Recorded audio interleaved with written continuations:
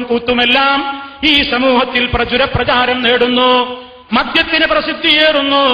അതുപോലെ തന്നെ വ്യഭിചാരം പലവിധത്തിലുള്ള പേരുകളിലൂടെ, ഡേറ്റിംഗ് എന്ന പേര് പറഞ്ഞാലും ഇന്റർനെറ്റിലെ ചാറ്റിംഗ് എന്ന് പറഞ്ഞാലും അവയൊക്കെ ദുരുപയോഗപ്പെടുത്തിയിട്ട്, ഇന്റർനെറ്റ് നല്ലതിനും ഉപയോഗപ്പെടുത്താം, മോശമായതിനും ഉപയോഗപ്പെടുത്താം. തുടക്കത്തിലേ പറഞ്ഞല്ലോ, ആ നിലയ്ക്ക് മോശമായ കാര്യങ്ങൾക്ക് വേണ്ടി ഉപയോഗപ്പെടുത്തിയിട്ട് അതാ കണ്ണുകൾ കൊണ്ടും കാതുകൾ കൊണ്ടും നാവുകൊണ്ടും വ്യഭിചാരത്തിന്റെ മേഖലകളിലേക്ക് മനുഷ്യനിങ്ങനെ വളർന്നു പോകുമ്പോ അവരെ ചങ്ങലക്കിട്ട് പിടിച്ചു നിർത്താൻ ബാധ്യസ്ഥരായ ഇസ്ലാമിസ്റ്റുകൾ, അല്ലെങ്കിൽ ഞങ്ങളാണ് ലോകത്ത് ധാർമ്മികമായ രംഗത്ത് ഇസ്ലാമിനെ സമഗ്രമായി ഉൾക്കൊണ്ടവരെന്ന് പറയുന്ന കക്ഷികൾ അതാ ഈ ജീർണതകളെ സമൂഹത്തിൽ പ്രചരിപ്പിക്കാൻ എത്രയാണ് കളർ മഷി ചെലവഴിക്കുന്നത്.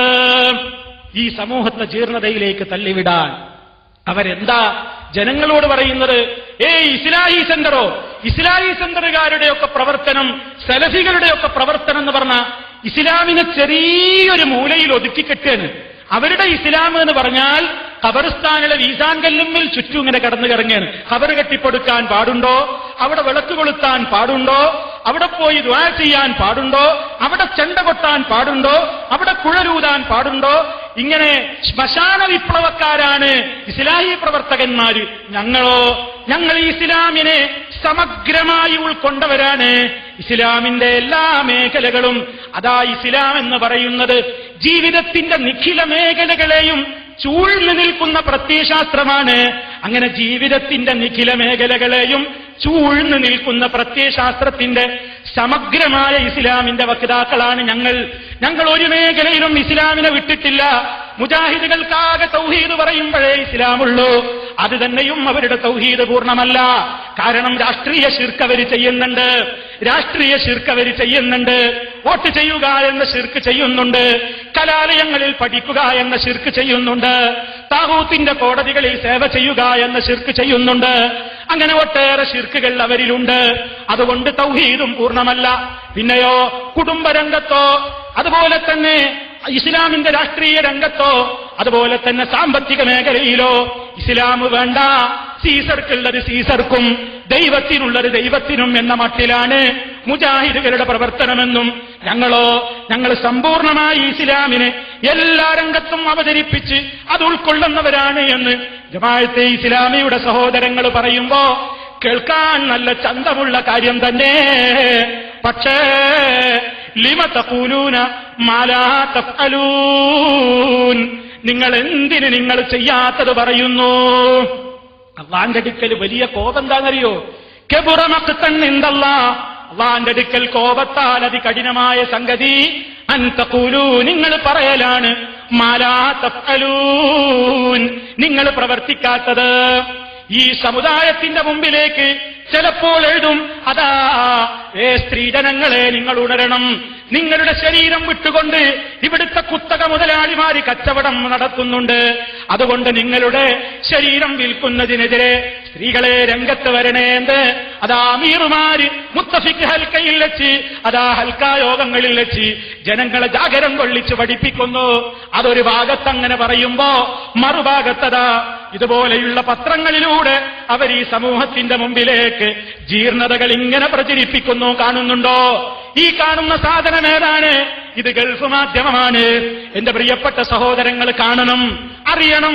ഏതെങ്കിലും ജമാഅത്ത് സഹോദരങ്ങൾ ഉണ്ടെങ്കിൽ ഗുണകാംക്ഷ മനസ്ഥിതിയോടുകൂടി പറയട്ടെ, ഒരുപാട് കാലമായി തോന്നിവാസം നിങ്ങൾ ചെയ്യുന്നു. ഒന്നുകിൽ ഞങ്ങൾ ഹാക്കിമീയത്ത് എല്ലാ രംഗത്തും അംഗീകരിക്കുന്നുണ്ടെന്ന് പറയണം. നിങ്ങൾ നാഴികക്ക് 40 വട്ടം പറയുന്നു, ഇനിൽ ഹുക്കുമു ഇല്ലാ ലില്ലാഹ്, വിധിക്കാനുള്ള അധികാരം അല്ലാഹുവിനല്ല, അല്ലാഹുവിനല്ലാതെ വിധിക്കാൻ അധികാരമില്ല എന്ന് നിങ്ങൾ പറയുന്നു. ചോദിക്കട്ടെ, പത്രപ്രവർത്തനത്തിൽ അല്ലാഹ് ഹാക്കിമാവണ്ടേ? പത്രപ്രവർത്തനത്തിൽ ഞങ്ങൾക്ക് ഇസ്ലാം ബാധകമല്ല എന്ന് ജമാഅത്തിന്റെ അമീർമാരെ, ജമാഅത്തിന്റെ പ്രബോധകന്മാരെ, ജമാഅത്തിന്റെ പ്രവർത്തകന്മാരെ, വളരെ ഗുണകാംക്ഷയോടെയാണ് നിങ്ങളോട് ചോദിക്കുന്നത്. നിങ്ങൾ ഈ സമുദായത്തിൽ ആയിരക്കണക്കിന് മനസ്സുകളെ ഇക്കിളിപ്പെടുത്തുന്ന നിരക്ക്, ആയിരക്കണക്കിന് കണ്ണുകളെ കണ്ണുകൾ കൊണ്ട് വ്യഭിചരിപ്പിക്കുന്ന നിലക്ക് അതാ കളർഫുൾ ഫോട്ടോയിലൂടെ നിങ്ങൾ കൊടുത്തില്ലേ ജ്വല്ലറിയുടെ പരസ്യമായിക്കൊണ്ട്. അതുകൊണ്ടും തീർന്നില്ല.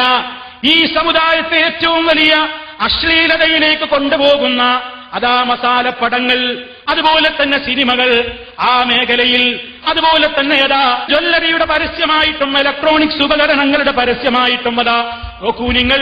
ഇത് സിറാജാണ്. ഇതേ ഫോട്ടോ തന്നെയാണ് മാധ്യമത്തിലും വന്നിട്ടുള്ളത്. രണ്ടു കൂട്ടരും ഒരുപോലെ കൊടുത്തിട്ടുണ്ട്. കേരളത്തിലെ സുന്നത്ത് ജമാഅത്തിന്റെ കുത്തക അവകാശപ്പെടുന്നവരുടെ പത്രത്തിലും ഈ ഫോട്ടോയുണ്ട്. ഇസ്ലാമിനെ സമഗ്രമായി ഉൾക്കൊണ്ടവരെന്ന് പറയുന്ന ജമാഅത്തുകാരന്റെ മാധ്യമത്തിലും ഇതേ ഫോട്ടോ തന്നെ വന്നിട്ടുണ്ട്. ഇനിയും സിനിമാ നടീനടന്മാരുടെ വസ്ത്രമുരിഞ്ഞുകൊണ്ടുള്ള ഫോട്ടോകൾ ഇഷ്ടം പോലെ എന്റെ കൈകളിലുണ്ട്. മാധ്യമത്തിൽ തന്നെയാണ് അതൊക്കെ വന്നിട്ടുള്ളത്.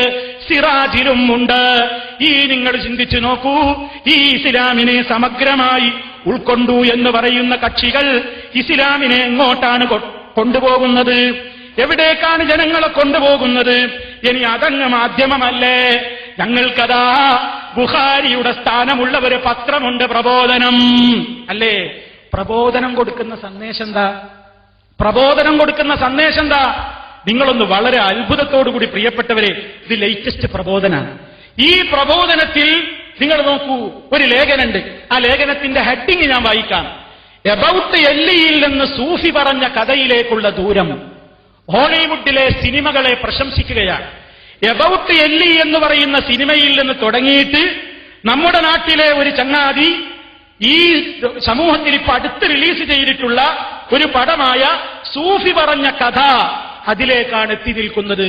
പ്രിയപ്പെട്ടവരെ, ഇത് പ്രബോധനത്തിന്റെ താള് തന്നെയാണോ എന്ന് സംശയിച്ചു പോയി പലപ്പോഴും. അങ്ങനെ സിനിമയെ സംബന്ധിച്ചുള്ള അതിന്റെ ചർച്ചകൾ, അതുമായി ബന്ധപ്പെട്ട കാര്യങ്ങൾ, എത്ര സിനിമയെക്കുറിച്ചാണ് ഇതിൽ മദ്ഹ് പറഞ്ഞിട്ടുള്ളത്.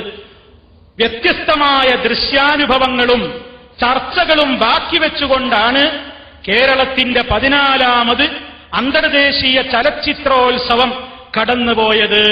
ഇത് റിപ്പോർട്ടാ. നമ്മുടെ നാട്ടിലെ അന്താരാഷ്ട്ര അന്തർദേശീയ ചലച്ചിത്രോത്സവം കടന്നുപോയതിനെ പറ്റിയുള്ള വിശകലനമാണ് ഈ ലേഖനം. പ്രബോധനത്തിലാണ്. ലോകശ്രദ്ധ പിടിച്ചുപറ്റുകയും മേളയ്ക്ക് അകത്തും പുറത്തും ചർച്ച ചെയ്യപ്പെടുകയും ചെയ്ത സിനിമകളിൽ മിക്കതും മുസ്ലിം രാഷ്ട്രങ്ങളിൽ നിന്ന് വന്നവയോ മുസ്ലിം പരിസരങ്ങളിൽ ചിത്രീകരിക്കപ്പെട്ടവയോ ആയിരുന്നു എന്നതാണ് ഈ വർഷത്തെ ചലച്ചിത്രമേളയെ വ്യത്യസ്തമാക്കുന്നത്. അങ്ങനെ ധാരാളം ഇതിൽ പറഞ്ഞിട്ട് മികച്ച സിനിമക്കുള്ള സുവർണ ചകോരം നേടിയ ഇറാനിയൻ സംവിധായകൻ അസ്ഗർ ഫർഹാദിയുടെ എബൌട്ട് എല്ലി മേളയുടെ കയ്യടി നേടിയ മറ്റൊരു ചിത്രമായിരുന്നു. ഇനിയോ തീർന്നില്ല. കടലിന് നടുവിലെ ജീവിതത്തെ രസകരമായ കഥാസന്ദർഭങ്ങളിലൂടെ അവതരിപ്പിച്ച ഇന്തോനേഷ്യൻ സിനിമയായിരുന്നു രവി ബർവാനിയുടെ ജർമൽ. അതും കഴിഞ്ഞിട്ട് പ്രേക്ഷകപ്രിയ ചിത്രത്തിനുള്ള അവാർഡ് നേടിയ താജിക്കിസ്ഥാൻ ചിത്രമാണ് ട്രൂ ന്യൂൺ. അതും കഴിഞ്ഞിട്ട് ഇറാനിയൻ സംവിധായകൻ അബ്ദുൾ റസാഖ് കഹാനിയുടെ 20 വളരെ ചുരുങ്ങിയ സാമ്പത്തിക സാങ്കേതിക സഹായങ്ങൾ ഉപയോഗിച്ച് ജീവഗന്ധിയായ മനോഹര സിനിമകൾ എങ്ങനെ നിർമ്മിക്കാമെന്നതിനുള്ള മികച്ച ഉദാഹരണമാണ്. അപ്പൊ ചെലവ് കുറഞ്ഞ രൂപത്തിൽ സിനിമ എങ്ങനെ നിർമ്മിക്കണമെന്ന് ഇവരെ കണ്ട് പഠിക്കണമെന്ന് നമ്മുടെ സിനിമാ ലോകത്തുള്ള ആളുകൾക്ക് വലിയൊരു മെസ്സേജ് കൊടുത്തിരിക്കുകയാണ് പ്രബോധനം. അങ്ങനെ പറഞ്ഞ് ധാരാളം സിനിമകളെ മദ്ഹ് ചെയ്തിട്ട് അവസാനം സൂഫി പറഞ്ഞ കഥ, വളരെ മോശമായ ചിത്രങ്ങൾ, ഈ ചിത്രങ്ങളിലേക്കൊക്കെ മനുഷ്യന്റെ ശ്രദ്ധ പോകുന്ന നിലക്കുള്ള ലേഖനം. അതാണ് കഴിഞ്ഞ ഉടനെ പിന്നെ മൗദൂദ് സാഹിബിന്റെ ഖുർആൻ പരിഭാഷി നോക്കണം, നല്ല ഉഷാറാ. ആ ലേഖനങ്ങളിൽ സിനിമന്റെ മദ്ഹ് 2 പേജാണ് കഴിഞ്ഞ സൂറ ഹൂദ്. അതാ മൗദൂദ് സാഹിബിന്റെ ആദർശങ്ങൾ ശരിയായ നിലക്ക് പ്രചരിപ്പിക്കുന്ന ജമാഅത്തുകാരന്റെ പരിഭാഷ. ആ നിലക്ക് ഖുർആനിന്റെ ബോധനമാണ് തുടർന്നുകൊണ്ട് പറയുന്നത്. മാത്രമല്ല പ്രിയപ്പെട്ടവരെ, എവിടെ എത്തി ഇവർക്ക് ഈ പ്രബോധനം എന്നും മാധ്യമം എന്നൊക്കെ പറഞ്ഞ അവരുടെ സ്ഥാനം എന്താ നിങ്ങൾക്കറിയോ? ഒരു ജമാഅത്തുകാരൻ മാധ്യമം പത്രത്തിന് കൊടുക്കുന്ന സ്ഥാനം നിങ്ങൾക്കറിയോ? കേട്ടാൽ നിങ്ങൾ മൂക്കത്ത് വിരൽ വെച്ചു പോകും. മൂസാ നബി അലൈഹിസ്സലാത്തു വസ്സലാമിന്റെ വടിയുടെ സ്ഥാനത്താണ് നമ്മുടെ മാധ്യമം. മൂസാ നബി അലൈഹിസ്സലാമിന്റെ വടിയുടെ സ്ഥാനം ഏതിന്? മാധ്യമം. മൂസാ നബിന്റെ വടിന്റെ കോലപ്പകൽ കുറെ കണ്ടില്ലേ? ആരാ എഴുതിയത്? നോക്കൂ നിങ്ങൾ, പ്രബോധനത്തിൽ ഞാൻ വായിക്കാം, പ്രബോധനത്തിൽ നിന്ന് വായിക്കാം. മൂസാ നബി അലൈഹിസ്സലാമയുടെ വടി പോലെ ഒരു പത്രമുണ്ടല്ലോ നമുക്ക്. ഒരാൾ പറയണേ, നമുക്കിപ്പോ എന്തുണ്ട്? ഒരു പത്രമുണ്ട്. അതിന്റെ സ്ഥാനം എന്താണ്? മൂസാ നബി അലൈഹിസ്സലാമിന്റെ വടി പോലെ ഒരു പത്രമുണ്ടല്ലോ നമുക്ക്. ഇനി മൂസാ നബിയുടെ വലതുകൈയിലെ പ്രകാശം പോലെ ഒരു ദൃശ്യമാധ്യമവും അല്ലാഹു നമുക്ക് പ്രദാനം ചെയ്യട്ടെ എന്ന് പ്രാർത്ഥിക്കുന്നു. ജമാഅത്തുകാരൻ എഴുതുകയാണ്. മനസ്സിലാക്കണം നിങ്ങൾ, ഇപ്പോഴുള്ളത് മൂസാ നബിയുടെ വടി. ഏതാ മൂസാ നബിയുടെ വടി? മൂസാ നബിയുടെ വടിയാണ്.